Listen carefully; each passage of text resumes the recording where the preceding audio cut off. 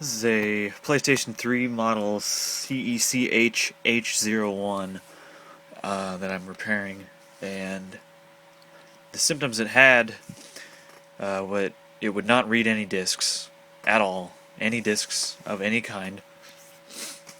And when I opened it up, I noticed that it wouldn't even spin the disc. It wouldn't even try at all to spin the disc.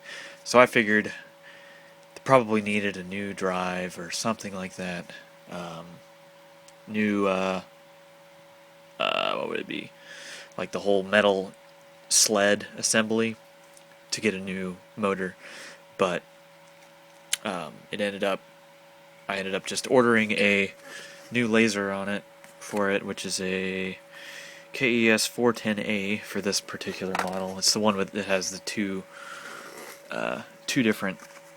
It's like that one.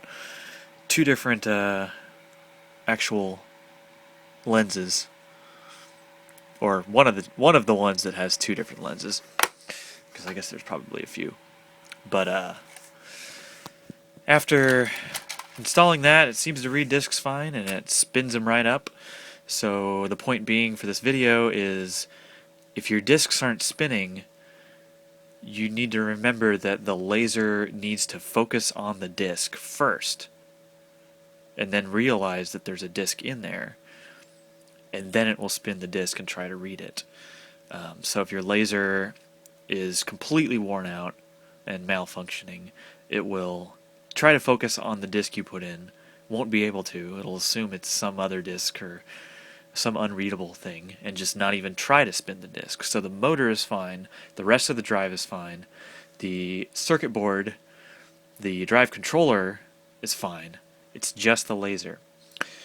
And remember, on PlayStation 3s, just like on the Xbox 360, the circuit board is bound to the motherboard, so you cannot just completely swap out the drive.